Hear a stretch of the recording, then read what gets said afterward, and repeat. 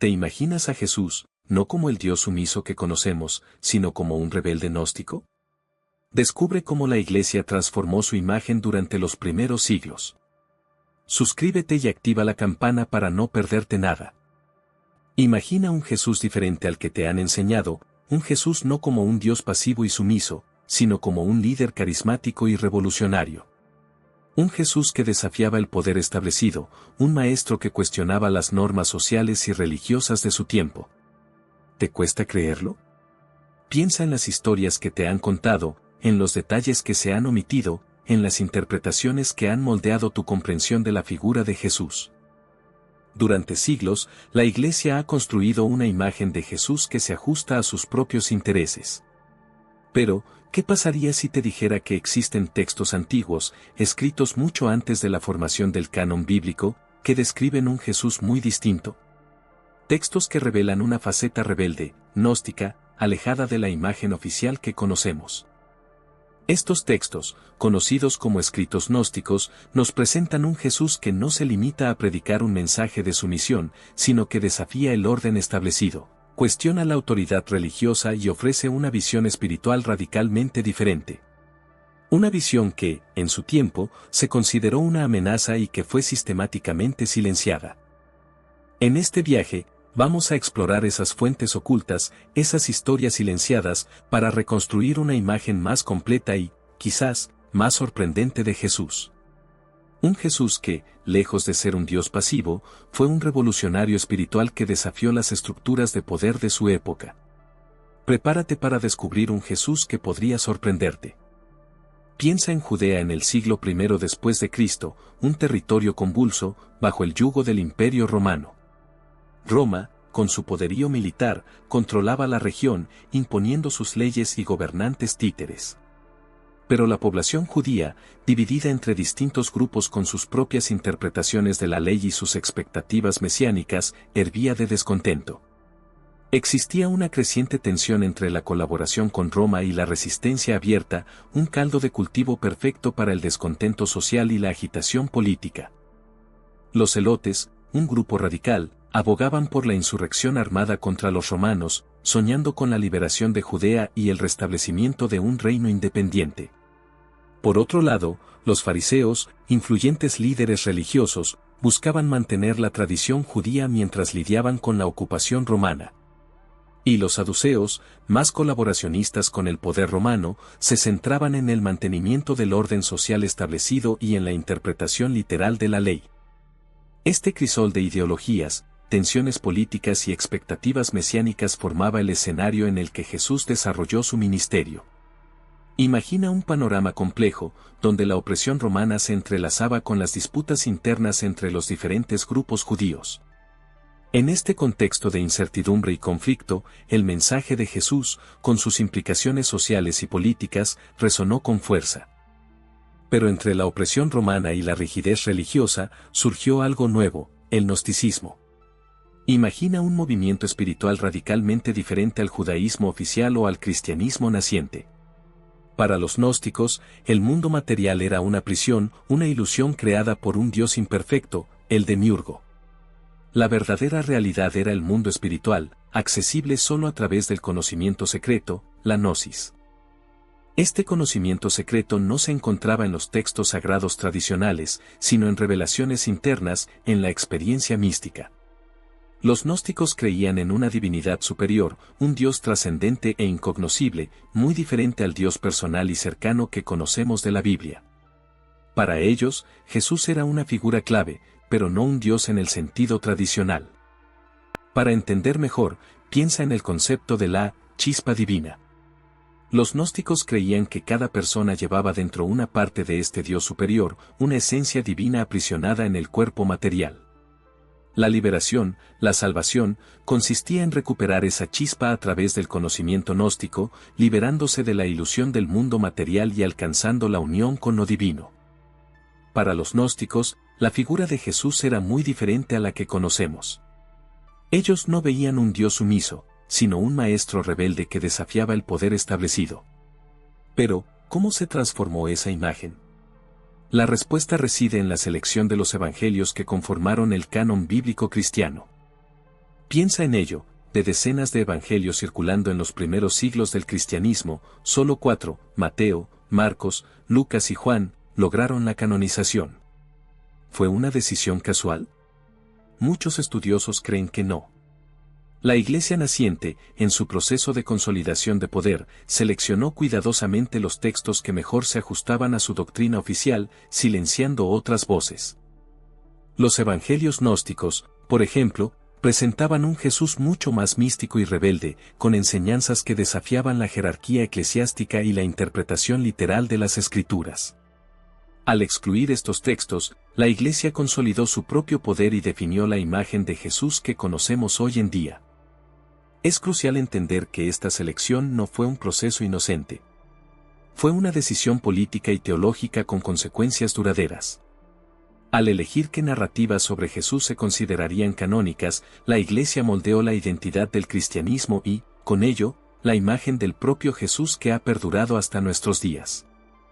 Pero, ¿qué dicen esos evangelios que la Iglesia decidió silenciar? Textos como el Evangelio de Tomás o el de María Magdalena nos ofrecen perspectivas radicalmente diferentes. En ellos, Jesús no es el personaje dócil que encontramos en los evangelios canónicos.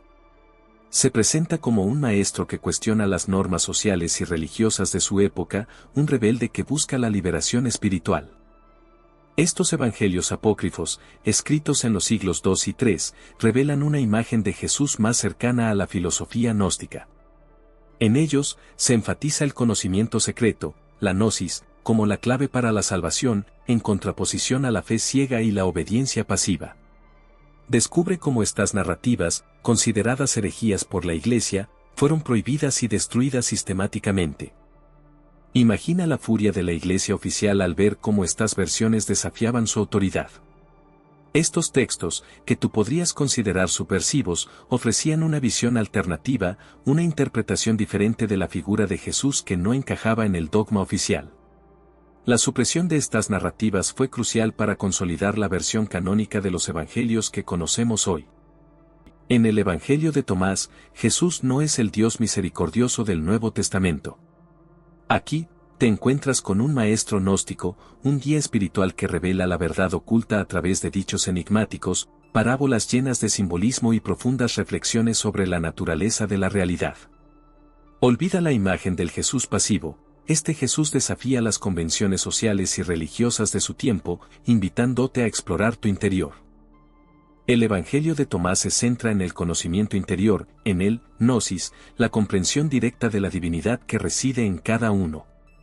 Jesús no viene a salvarte del exterior, sino a despertar la chispa divina que ya habita en ti. Es un llamado a la autorrealización, a la búsqueda de la verdad a través de la introspección, más que a través de la fe ciega en doctrinas externas. Para entender este Jesús, tienes que dejar atrás las imágenes tradicionales. Él no es un rey mesiánico, ni un salvador que muere por tus pecados. Es un maestro que te invita a descubrir tu propia divinidad, a liberarte de las ataduras del mundo material y a alcanzar la iluminación espiritual a través del conocimiento directo de tu verdadero ser. Es una invitación a la revolución interior. Pero espera, la historia se complica aún más. El Evangelio de Judas, descubierto en 1970, presenta una perspectiva radicalmente diferente. En este texto, Judas no es el traidor que conocemos, sino un discípulo clave, elegido por Jesús para llevar a cabo una misión crucial. Imagina, Jesús, lejos de ser un simple líder religioso, se muestra como un maestro que confía en Judas para una misión secreta, casi herética. Según este Evangelio, Judas actúa bajo las instrucciones directas de Jesús, quien le encomienda una tarea vital para la liberación espiritual. La traición, en este contexto, se convierte en un acto necesario, una pieza fundamental en un plan mayor, más allá de la comprensión de los otros apóstoles. Es una perspectiva que desafiaría todo lo que creía saber sobre la historia de Jesús. Este Evangelio, por supuesto, ha sido objeto de intensos debates y controversias. Muchos lo consideran una falsificación, una herejía que intenta reescribir la historia.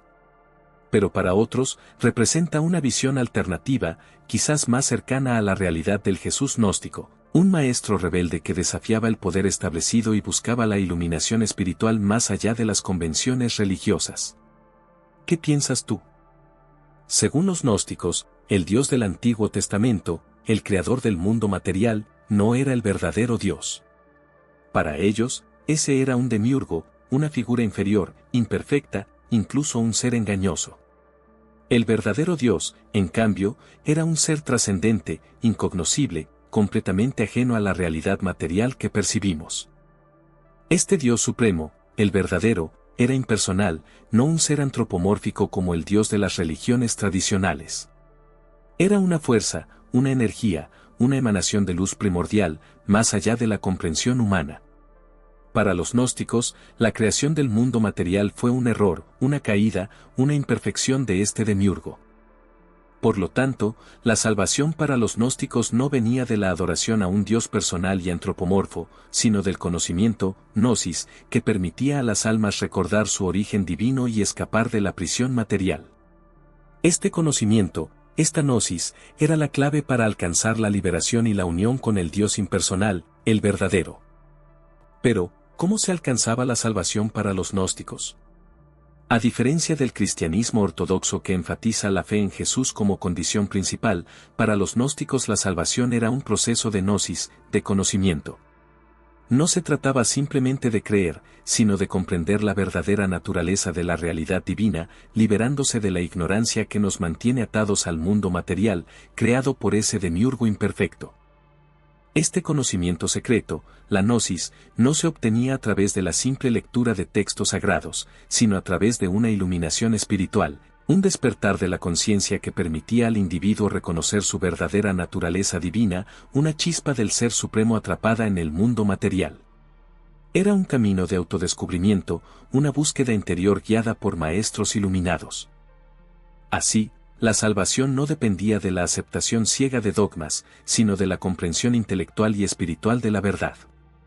Para ellos, Jesús no era simplemente un Salvador que muere por nuestros pecados, sino un Maestro que reveló este conocimiento secreto, un guía que te ayudó a encontrar el camino de vuelta a la divinidad.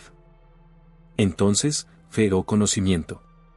Para los gnósticos, ambos eran importantes, pero el conocimiento, la gnosis, era la clave para la verdadera liberación. Era un camino de iluminación personal, una experiencia directa de la realidad divina, que trascendía la fe ciega en dogmas y rituales. Para los gnósticos, el universo era una batalla entre dos fuerzas opuestas, la materia, oscura y corrupta, y el espíritu, puro y divino. Tú, como seguidor de estas ideas, entenderías que tu cuerpo físico era una prisión, una cárcel para tu verdadera esencia espiritual, atrapada en el mundo material por el demiurgo, una figura divina imperfecta e ignorante de la verdadera naturaleza de Dios. La salvación, entonces, no se trataba simplemente de creer en Jesús, sino de liberarse de las cadenas de la materia para alcanzar la gnosis, el conocimiento divino. Este conocimiento, solo accesible a unos pocos elegidos, te permitiría recordar tu verdadera naturaleza espiritual y escapar de este mundo material, regresando a la fuente divina de donde procedías. Este dualismo radical impregnaba todos los aspectos de la vida gnóstica. El mundo material, con sus placeres y sufrimientos, era considerado una ilusión, una distracción de la verdadera realidad espiritual. Para ti, el ascetismo y la renuncia a los placeres mundanos eran formas de purificar tu alma y prepararla para la liberación. Si eras un gnóstico, la idea de un reino de Dios terrenal, como el que Jesús predicaba, resonaría profundamente en ti. No se trataba de una sumisión pasiva a las autoridades romanas, ni a los líderes religiosos corruptos del templo. Para ti, la rebelión de Jesús era una lucha contra el poder del mundo material, un desafío a la dominación de la ignorancia y la esclavitud espiritual. Su mensaje no era simplemente de amor y perdón, era una llamada a la liberación, a romper las cadenas de la opresión tanto física como espiritual. Jesús, en tu perspectiva, desafiaba el orden establecido, rechazando la hipocresía de los fariseos y la opresión del Imperio Romano. Su reino no era de este mundo, pero su lucha sí tenía lugar en él. El rechazo de la riqueza material, el énfasis en la compasión por los pobres y marginados, la crítica al poder político y religioso, todo esto eran actos de rebelión contra la norma. Para ti, Jesús representaba la chispa de la luz divina que se alzaba contra las tinieblas del mundo material y de su estructura de poder opresiva. Era un revolucionario espiritual, un libertador. Pero, ¿qué pasaba con la ley judía? Para ti, un seguidor de Jesús, la cuestión no era tan simple como una obediencia ciega. Jesús, en sus enseñanzas, a menudo desafiaba la interpretación literal de la ley. Recuerda sus palabras sobre el sábado, sobre el divorcio, sobre la pureza ritual. ¿Era una simple rebelión? No, era algo mucho más profundo. Para Jesús, la ley era un conjunto de principios, no una camisa de fuerza. Era una guía, pero no un dogma inamovible. Él priorizaba la compasión, la justicia y el amor al prójimo por encima de las normas rituales. Su enfoque radical cuestionaba el sistema de poder religioso de su tiempo. Piensa en las parábolas que contaba, historias que ponían en jaque las convenciones sociales y religiosas. ¿Cómo encajaba esto con la imagen de un Mesías sumiso que obedecía ciegamente a la ley? Para muchos, Jesús era una amenaza, un agitador que desafiaba el orden establecido. Su rechazo a la hipocresía religiosa, su defensa de los oprimidos, su insistencia en un amor incondicional, todo esto lo convertía en una figura rebelde, un revolucionario espiritual que cuestionaba la autoridad religiosa y política. Él no buscaba simplemente interpretar la ley, sino trascenderla, reinterpretarla a la luz de un amor universal. Pero la ley no era solo un conjunto de reglas, era un sistema que mantenía a los pobres en la pobreza. Jesús veía eso, tú lo ves ahora. Observa cómo Él se acerca a los marginados, a los que la sociedad consideraba impuros, los enfermos, los recaudadores de impuestos, los pecadores. Él no los juzga, sino que los abraza, compartiendo comida con ellos, sanándolos, desafiando las normas sociales que los excluían. No era solo caridad, era una crítica radical al sistema. Esa crítica se extendía más allá de la simple ayuda. Jesús cuestionaba la riqueza y el poder, rechazando la acumulación de bienes materiales como un obstáculo para el reino de Dios. Piensa en sus parábolas, en sus enseñanzas sobre la humildad y la generosidad. ¿No te suena a un llamado a la justicia social, a un replanteamiento completo del orden establecido? Para ti, comprender esto es crucial. No se trataba solo de buenas acciones individuales, era una rebelión contra un sistema que perpetuaba la injusticia. Jesús no buscaba un cambio superficial, sino una transformación radical de la sociedad, una que privilegiara a los más vulnerables.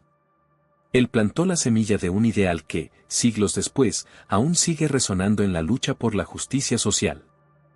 Pero, ¿cómo se enfrentó Jesús al poder político de su tiempo? Tú sabes que el Imperio Romano era una fuerza brutal, imponiendo impuestos y controlando cada aspecto de la vida. ¿Se sometió Jesús a este poder o lo desafió? Las interpretaciones varían, pero algunos textos sugieren una resistencia sutil, una crítica implícita en sus parábolas y enseñanzas. Observa cómo sus acciones, aparentemente sencillas, cuestionaban la autoridad establecida. Piensa en el tema de los impuestos. Jesús no incitaba a la rebelión armada, pero tampoco se mostraba dócil ante la opresión. Sus enseñanzas sobre la justicia y la compasión, dirigidas a los marginados, eran una crítica implícita al sistema que los oprimía, un sistema que se sostenía gracias a la recaudación de impuestos. ¿Era esto una forma de resistencia pasiva? Esa es la pregunta que muchos se hacen. La figura de Jesús, entonces, se vuelve ambigua. No hay proclamas revolucionarias explícitas, pero sí una resistencia tácita, una subversión a través de la compasión y la justicia. Él desafiaba el orden establecido no con armas, sino con palabras, con acciones que ponían en entredicho la legitimidad del poder político romano. Era una estrategia arriesgada, por supuesto, una resistencia que se escondía en la cotidianidad. No, Jesús no se sometió. Piensa en sus interacciones con las mujeres. En una sociedad donde eran consideradas ciudadanas de segunda clase, relegadas al ámbito doméstico y con escasas oportunidades, Jesús se relacionó con ellas de forma radicalmente distinta. Recordemos a María Magdalena, a quien se le atribuye la primicia de la resurrección, un rol que desafiaba las normas sociales de la época.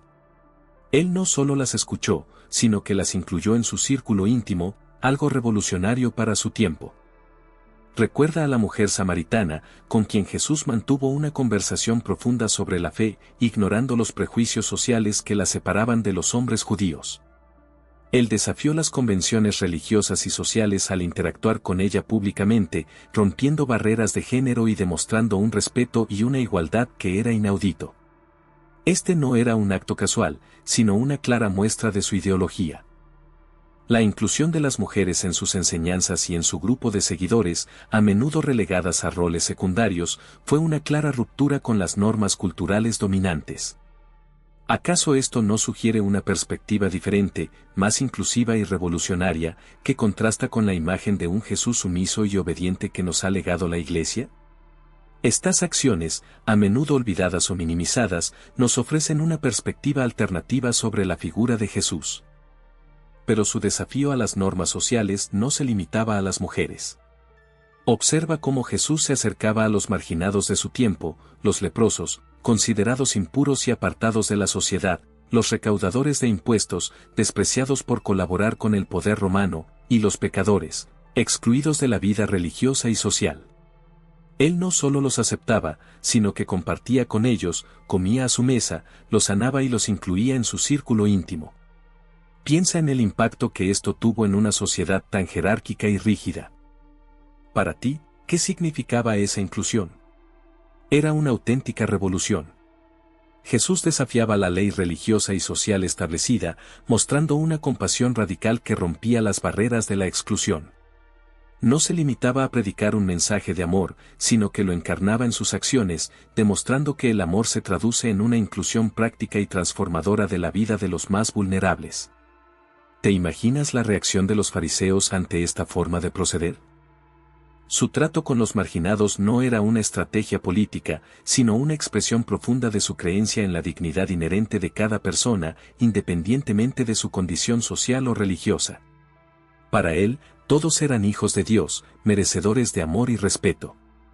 Esta inclusión revolucionaria no solo desafiaba las estructuras de poder de su tiempo, sino que también ofrecía una alternativa radical, una visión de una sociedad más justa e igualitaria basada en el amor y la compasión. ¿Qué te parece esta interpretación de su figura? ¿Pero qué dicen los textos gnósticos sobre Jesús? A diferencia de los evangelios canónicos, que lo presentan como un Mesías sufriente, los gnósticos pintan un retrato muy diferente. Para ellos, Jesús no era simplemente un hombre, sino una manifestación divina, una chispa de la luz primordial que vino a despertar la conciencia dormida en la humanidad. Observa cómo estos textos lo presentan no como un Dios sometido a la voluntad de un Padre Celestial, sino como un ser superior, un maestro de sabiduría que revela la verdad oculta sobre el mundo material y la naturaleza divina del ser humano. En el Evangelio de Tomás, por ejemplo, encuentras dichos atribuidos a Jesús que se centran en la autorrealización espiritual y el conocimiento interior, más que en la obediencia ciega a las leyes religiosas. Jesús gnóstico no se preocupa por las normas externas, sino por la transformación interna, por la liberación del espíritu de las ataduras del mundo material. Piensa en ello, una visión radicalmente distinta a la que la Iglesia posteriormente canonizó. Estos textos gnósticos presentan a Jesús como un ser que revela el conocimiento secreto, la gnosis, que permite al individuo trascender la realidad material y alcanzar la unión con lo divino. Es una figura que desafía el poder establecido, tanto religioso como político, al ofrecer una vía alternativa de salvación, basada en la iluminación espiritual y la comprensión de la propia naturaleza divina, en vez de la sumisión y la obediencia ritual. Para los gnósticos, Jesús no era simplemente un profeta, sino un ser divino que reveló conocimientos secretos, una gnosis, inaccesible para la mayoría. Estos conocimientos, ocultos en parábolas y metáforas en los evangelios canónicos, hablaban de una realidad espiritual más profunda, de la verdadera naturaleza de Dios y del camino para alcanzar la liberación del ciclo de reencarnaciones. Imagina a Jesús no como un rey que llega para reinar, sino como un maestro que desvela la verdad sobre tu propia naturaleza divina. Los evangelios canónicos, escritos décadas después de su muerte, suavizaron este mensaje radical, adaptándolo a las necesidades del creciente poder de la Iglesia. Piensa en la parábola del sembrador, ¿es solo una historia sencilla sobre la cosecha? Los gnósticos veían en ella una alegoría de la siembra de la gnosis en el alma humana, una semilla que solo algunos pueden comprender y hacer crecer. Estas interpretaciones secretas, transmitidas oralmente durante años, fueron consideradas heréticas por la Iglesia oficial. Para la Iglesia, la difusión de estas enseñanzas secretas representaba una amenaza a su autoridad. Por eso, muchas de las ideas gnósticas sobre Jesús, ideas que enfatizaban su naturaleza divina y su conocimiento secreto, fueron sistemáticamente suprimidas y olvidadas, hasta ahora. Pero, ¿qué papel jugaron los apóstoles en todo esto? Tradicionalmente, se les presenta como los guardianes de la ortodoxia, los fieles transmisores del mensaje de Jesús. Sin embargo, la historia no es tan sencilla. ¿Fueron realmente fieles depositarios de la gnosis, o contribuyeron a la transformación del Jesús rebelde en la figura más dócil que conocemos? Algunos historiadores argumentan que la versión oficial de la vida y enseñanzas de Jesús fue cuidadosamente construida y difundida por los apóstoles, quienes, quizás influenciados por las presiones políticas y sociales del momento, optaron por enfatizar ciertos aspectos de su mensaje y silenciar otros, más revolucionarios. Imagina la presión, un mensaje subversivo, que desafiaba el poder establecido, requería una estrategia de difusión cuidadosa. ¿Podrían haber suavizado las palabras de Jesús para asegurar la supervivencia del movimiento? O tal vez, influenciados por sus propias interpretaciones, moldearon la imagen de Jesús para adecuarla a sus propias necesidades. Quizás la clave esté en entender que el cristianismo primitivo no era un bloque monolítico. Existían diversas corrientes de pensamiento, y los apóstoles, con sus propias interpretaciones y agendas, jugaron un papel fundamental en la configuración del cristianismo que conocemos hoy. ¿Un proceso de adaptación? ¿Una traición a la esencia del mensaje original? Tú decides. Pero la historia no es tan sencilla. Imagina la diversidad de grupos cristianos en ese tiempo, cada uno con sus propios escritos, sus propias interpretaciones de las enseñanzas de Jesús. No existía una Biblia única, sino una colección dispersa de cartas, evangelios y otros textos que circulaban entre las comunidades. Tú mismo podrías encontrar diferentes versiones de la vida y enseñanzas de Jesús, dependiendo del grupo al que pertenecieras. Durante siglos, la selección de los textos que formarían el canon bíblico fue un proceso complejo y a menudo controvertido. Piensa en el poder que implicaba decidir qué textos eran considerados inspirados por Dios y cuáles no. Esa decisión tuvo un impacto monumental en la forma en que se entendía el cristianismo, moldeando la teología y la práctica religiosa durante siglos. Fueron siglos de debates, concilios y controversias, donde se enfrentaban diferentes interpretaciones y perspectivas. Algunos textos fueron aceptados rápidamente, otros permanecieron en la periferia, y algunos fueron descartados por completo. Este proceso de selección no estuvo exento de influencias políticas y de poder, y reflejó la lucha por definir la identidad misma del cristianismo. Así, el canon bíblico que conocemos hoy no es el resultado de una revelación divina inmediata, sino un proceso histórico, complejo y a menudo conflictivo. Fue una selección humana que reflejó las luchas de poder, las interpretaciones teológicas dominantes y la evolución misma del cristianismo a lo largo de los siglos. Y esto, a su vez, influyó en la imagen de Jesús que ha llegado hasta nosotros. ¿Pero qué pasó con esas otras interpretaciones? La Iglesia naciente, en su afán por consolidar su poder y definir una doctrina única, comenzó a silenciar las voces disidentes. Las ideas gnósticas, que veían a Jesús como un maestro de sabiduría, un revelador de secretos divinos, no encajaban en la narrativa de un Dios sacrificado y resucitado que se imponía a través de la fe. Los escritos gnósticos fueron declarados heréticos, considerados una amenaza para la unidad y la ortodoxia. Imagina la lucha por el control de la narrativa, la competencia entre diferentes facciones cristianas que buscaban imponer su visión de Jesús y del camino hacia la salvación. La supresión fue sistemática, libros quemados, herejes perseguidos. La Iglesia, con el apoyo del Imperio Romano, se convirtió en una poderosa institución que definía la verdad y castigaba la disidencia. Este proceso de consolidación del poder implicó la eliminación de las interpretaciones alternativas de la figura de Jesús, borrando así una parte esencial de la historia del cristianismo primitivo. tú mismo puedes investigar y descubrir la riqueza de esas ideas perdidas. Así, imagínate los primeros concilios ecuménicos, reuniones de obispos y líderes religiosos de todo el Imperio Romano. En Nicea, en el año 325, se sentaron las bases de la ortodoxia cristiana.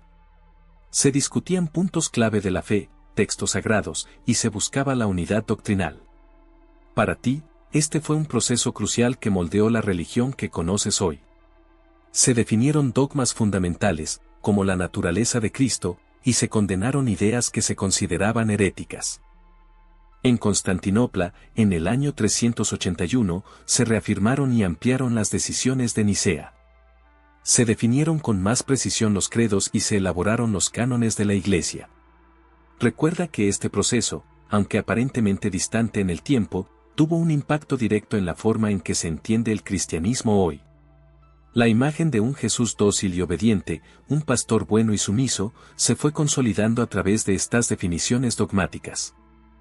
Estos concilios fueron decisivos para la supresión de las interpretaciones gnósticas y otras variantes del cristianismo primitivo. Las ideas que se desviaban de la ortodoxia establecida fueron sistemáticamente rechazadas, marcando el camino hacia una única y centralizada interpretación de la figura de Jesús. Para ti, esto significa entender que la imagen del Jesús que conocemos hoy es el resultado de un proceso histórico complejo y, en muchos casos, político. Pero volvamos al Imperio Romano. ¿Te imaginas cómo se fue expandiendo el cristianismo? Desde pequeñas comunidades en las catacumbas, pasó a ser tolerado, luego favorecido, y finalmente, la religión oficial del imperio. Constante de persecuciones y martirios, la fe cristiana se fortaleció, atravesando las capas sociales, llegando a los más pobres y a los ricos. El emperador Constantino, en el siglo IV, jugó un papel crucial. Su conversión al cristianismo marcó un antes y un después. Imagina la influencia que tuvo su decisión en la consolidación del cristianismo como la religión dominante. De repente, aquellos que antes eran perseguidos, ahora tenían el apoyo del poder imperial. Este cambio radical no fue instantáneo, claro. Hubo resistencias, debates teológicos y luchas de poder dentro de la misma Iglesia. Pero el respaldo imperial proporcionó recursos, legitimidad y un alcance sin precedentes.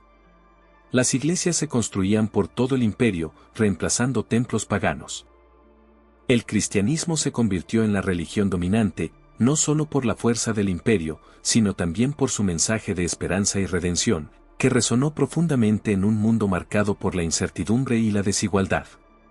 Su mensaje de amor y perdón atrajo a millones, moldeando la cultura y la sociedad romana para siempre. Pero la ascensión del cristianismo no fue un camino de rosas. Recuerda que existían otras corrientes, los gnósticos, con sus propias interpretaciones de Jesús, mucho más revolucionarias. Eran una amenaza para la nueva iglesia oficial, que buscaba consolidar un dogma único y centralizado. Para el Imperio Romano, ya convertido al cristianismo, estas disidencias solo representaban un problema más. La iglesia, ahora apoyada por el poder imperial, comenzó una sistemática persecución.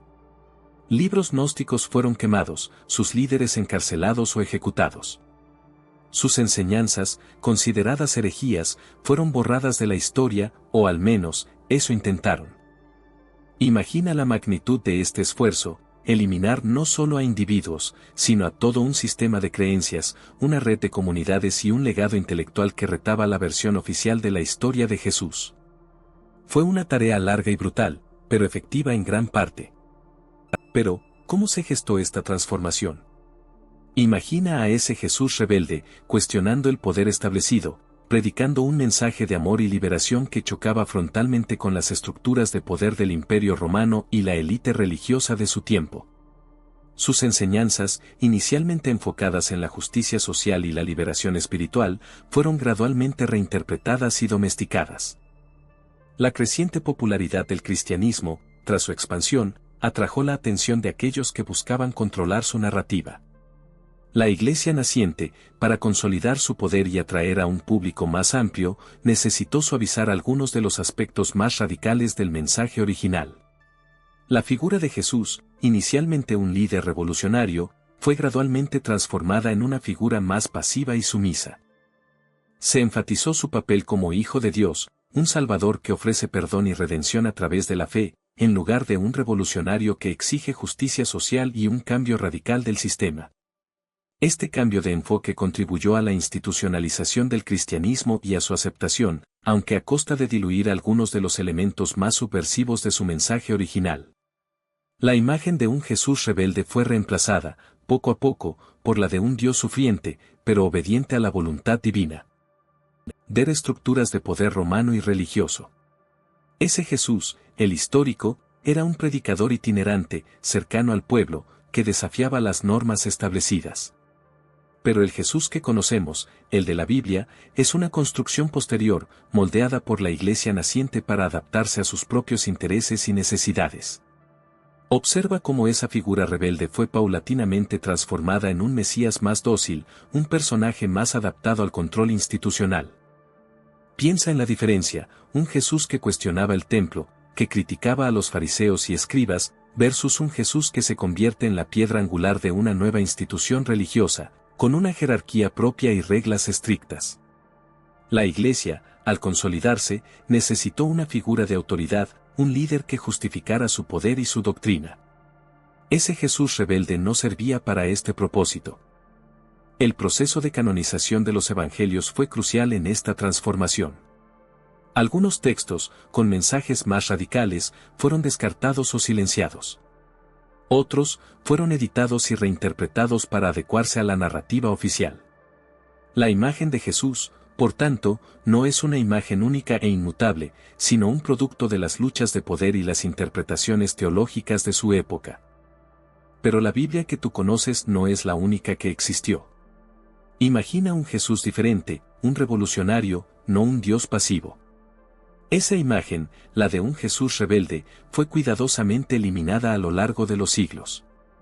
La Iglesia primitiva, en su afán de consolidar el poder, seleccionó y editó textos, creando una narrativa que se ajustaba a sus intereses. Se suprimieron relatos que contradecían la imagen de un Cristo dócil y obediente, un Jesús que encajaba en el orden establecido. Con el paso del tiempo, la imagen de Jesús fue evolucionando, moldeada por las necesidades de la Iglesia. De un predicador itinerante se transformó en un rey celestial, una figura distante e inalcanzable. Las representaciones artísticas, inicialmente ausentes, comenzaron a proliferar, siempre siguiendo los dictados de la institución religiosa. Piensa en la evolución del arte cristiano, cómo se fue alejando de la imagen de un Jesús humano, para acercarse a la de un ser divino, omnipotente e inmutable. Esa imagen cuidadosamente construida, la del Jesús sumiso y obediente, se convirtió en un instrumento de control social. Un Jesús que no desafiaba el orden establecido, que invitaba a la sumisión y la aceptación pasiva del sufrimiento. La manipulación de su figura fue tan eficaz que, a lo largo de los siglos, se ha borrado la memoria de un Jesús más radical, más cercano a las luchas de su pueblo contra la opresión. Piensa en las parábolas de Jesús. La del sembrador, por ejemplo. Para la Iglesia, una simple lección moral. Pero para los gnósticos, era mucho más. Esa semilla representaba la chispa divina en cada uno, la gnosis, que podía crecer o ser sofocada por las preocupaciones mundanas, representadas por las diferentes tierras. ¿Ves la diferencia? No era una simple historia de siembra, sino una alegoría del despertar espiritual. O la parábola del hijo pródigo. La Iglesia la interpreta como una metáfora del arrepentimiento. Pero los gnósticos veían en ella el viaje del alma hacia la reunificación con lo divino. El hijo que se aleja representa el espíritu atrapado en la materia, mientras que el regreso a casa simboliza el retorno a la fuente original, a la gnosis perdida. No se trata de perdón divino, sino de un viaje de autodescubrimiento. Para los gnósticos, las parábolas no eran simples historias morales, sino claves ocultas, mensajes cifrados que revelaban la verdadera naturaleza de la realidad y el camino hacia la liberación espiritual. Era un conocimiento secreto, una gnosis que solo los iniciados podían comprender, un conocimiento que la Iglesia, en su afán de control, intentó suprimir. Interpretar las parábolas desde esta perspectiva revela un Jesús muy distinto al que nos han enseñado. ¿Pero qué pasaba con los gnósticos? Para ellos, esas parábolas no eran simples moralejas. Eran claves, un lenguaje secreto, un mapa para encontrar el camino de regreso a la divinidad. Observa cómo usaban símbolos y metáforas, no para enseñar una lección moral, sino para revelar verdades ocultas, verdades que solo aquellos con ojos para ver podían comprender. Un lenguaje cifrado, destinado a proteger el conocimiento de las masas. Piensa en el agua, por ejemplo. Para la Iglesia, un elemento purificador. Para los gnósticos, el agua representaba el conocimiento primordial, el fluido cósmico del que emanó toda la creación. O el fuego, un símbolo de destrucción para muchos, pero para ellos, la fuerza transformadora que purificaba el alma y la elevaba a un plano superior. Cada elemento, cada imagen, era una pieza de un rompecabezas mucho más grande. Este simbolismo no era arbitrario. Los gnósticos creían que el mundo material era una prisión, una ilusión. Sus símbolos representaban la realidad espiritual, la verdadera naturaleza de la divinidad, un conocimiento que estaba oculto a simple vista, esperando a ser descifrado por aquellos que poseían la clave. ¿Y tú, crees que podrías descifrar sus secretos? Para los gnósticos, la resurrección de Jesús no era un evento literal, una resurrección física del cuerpo. Era una metáfora, un despertar espiritual. Piensa en ello como una liberación de la ignorancia, una ascensión de la oscuridad a la luz. No se trataba de un Jesús resucitado en carne y hueso, sino de la liberación de la chispa divina que reside en cada uno de nosotros.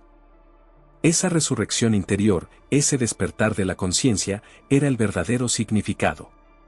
Para ellos, Jesús, al igual que otros maestros gnósticos, era un guía, alguien que te mostraba el camino para alcanzar ese conocimiento superior, esa gnosis que te liberaba de las cadenas de la materia y el engaño.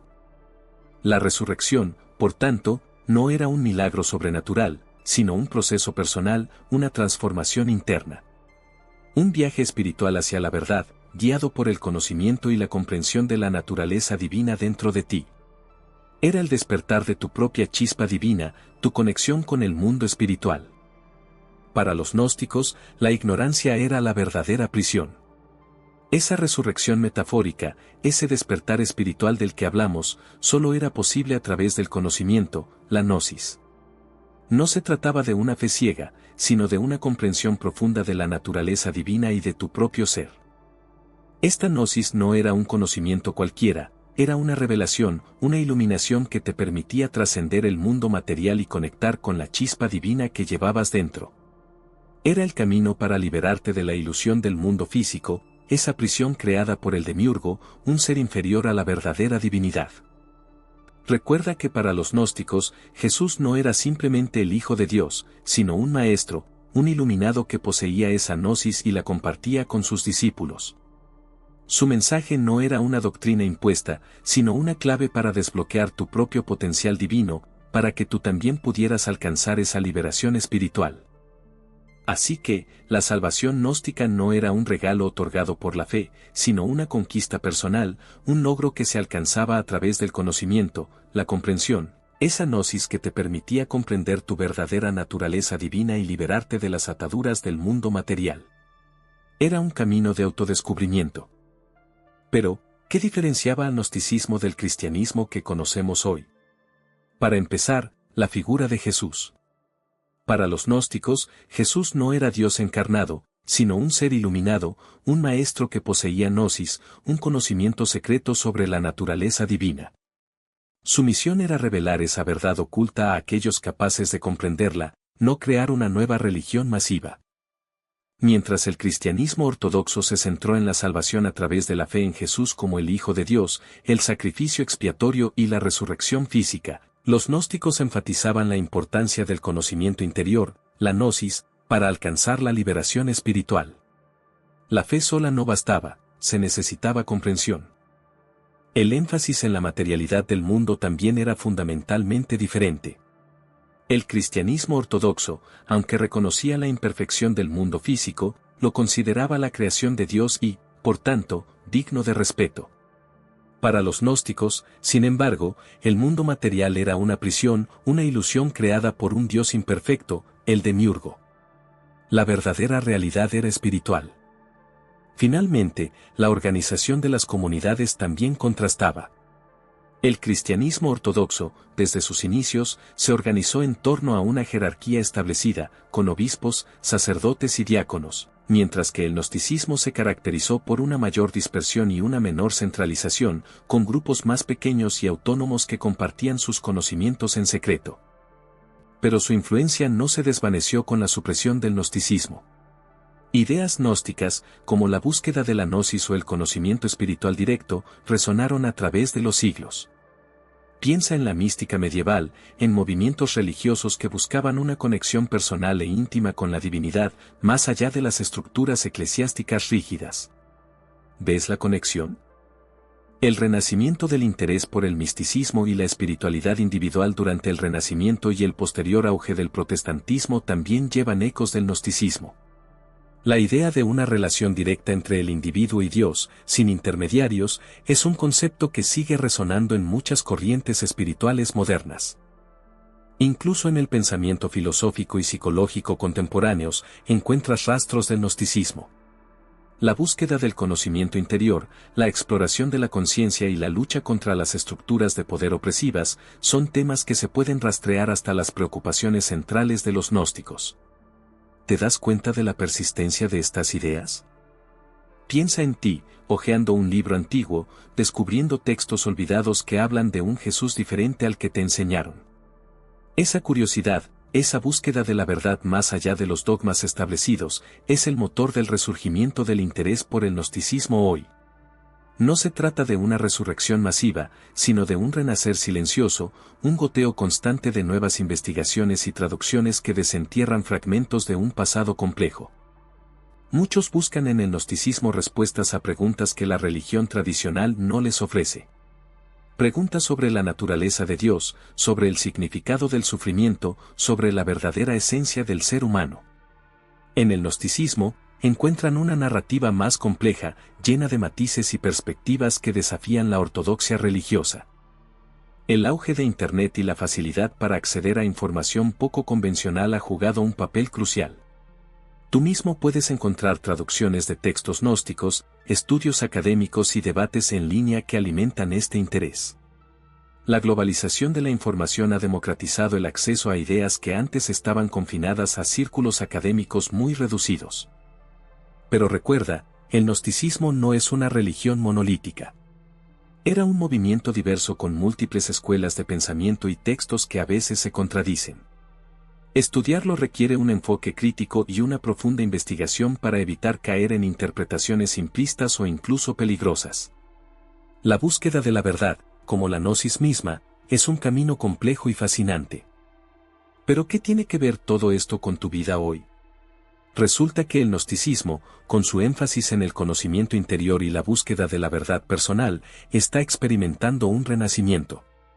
Muchos encuentran en sus ideas un eco de sus propias inquietudes espirituales contemporáneas. La idea de una conexión directa con lo divino, sin intermediarios, resuena con la creciente búsqueda de experiencias espirituales auténticas y personalizadas. El énfasis gnóstico en la autorrealización y la transformación interior se alinea con las prácticas de mindfulness y la búsqueda de un desarrollo personal auténtico, alejado de las estructuras rígidas y dogmáticas. Tú mismo, quizás, te sientas atraído por la idea de una espiritualidad más personal, menos institucionalizada, más enfocada en la experiencia directa de lo sagrado. El concepto gnóstico de la chispa divina, dentro de cada uno, esa parte de la divinidad que reside en tu interior, se conecta con la creciente apreciación de la espiritualidad inherente a la naturaleza humana. No necesitas una iglesia o un dogma para conectar con lo divino, sino que esa conexión ya está dentro de ti, esperando ser descubierta. Es una idea poderosa, ¿no crees? Pero, ¿qué nos dicen realmente los textos gnósticos sobre Jesús? No el Jesús de la iglesia, sino el Jesús que ellos conocieron o creyeron conocer. En estos textos, Jesús no es simplemente un Dios sumiso, sino una figura rebelde, un maestro que revela un conocimiento secreto, una gnosis, para liberarte de las ataduras del mundo material y llevarte a la verdadera comprensión espiritual. Es un Jesús que desafía el poder establecido, un Jesús que te invita a descubrir tu propia divinidad interior. Para los gnósticos, Jesús era el revelador de esta gnosis, la clave para escapar de la ilusión del mundo material, un mundo creado por un Dios inferior, un demiurgo. No se trataba de una sumisión ciega, sino de una comprensión profunda, una sabiduría secreta transmitida solo a aquellos dispuestos a buscarla. Imagínate a Jesús no como un sacrificio pasivo, sino como un maestro que te empodera, que te da las herramientas para tu propia liberación espiritual. Estos textos gnósticos nos presentan un Jesús revolucionario, un maestro que te invita a cuestionar todo lo que te han enseñado, a buscar tu propia verdad, a despertar a tu potencial divino. Un Jesús que no se limita a obedecer, sino que te inspira a rebelarte contra la ignorancia y la opresión espiritual. Piensa en ello, un Jesús que no espera tu sumisión, sino que te llama a la acción, a la búsqueda de tu propia iluminación. Entonces, ¿quién fue realmente Jesús? Esa es la pregunta del millón, ¿verdad? Los evangelios nos ofrecen una versión, ¿pero es la única? Muchos historiadores dudan de la precisión histórica de los textos canónicos, cuestionando si reflejan fielmente la vida de un personaje histórico o una construcción teológica posterior. Piensa en ello, ¿era un revolucionario social, un maestro espiritual o una mezcla de ambos? Se cuestiona incluso su existencia como figura histórica separada de los mitos y leyendas que lo rodean. ¿Existen pruebas arqueológicas irrefutables que confirmen su existencia? La escasez de evidencia extrabíblica independiente complica la tarea de separar el mito de la realidad, dejando un vacío que alimenta el debate histórico. ¿Tuvo realmente los milagros que se le atribuyen o fueron añadidos posteriormente para reforzar su mensaje? Y, quizás lo más importante, ¿qué enseñó realmente Jesús? Los evangelios presentan diferentes versiones de sus sermones y parábolas. ¿Qué partes son auténticas y cuáles fueron añadidas o modificadas con el tiempo para adaptarse a las necesidades de las diferentes comunidades cristianas? Al analizar las fuentes, nos encontramos con una figura enigmática, compleja y multifacética, lejos de la imagen simplista que la tradición religiosa ha perpetuado. Piensa en ello, un Jesús que desafiaba el poder romano, que se solidarizaba con los marginados, que hablaba de un reino diferente, un reino de justicia y amor. ¿No te suena a rebeldía? Los evangelios, escritos décadas después, quizás suavizaron su mensaje, lo adaptaron a las necesidades de una iglesia naciente, en busca de estabilidad y aceptación. ¿Pero qué pasó con la esencia de su mensaje original? Algunos estudiosos sugieren que el Jesús histórico era mucho más radical de lo que la iglesia nos ha contado. Se habla de influencias gnósticas, de un mensaje esotérico que se perdió en la traducción a la ortodoxia.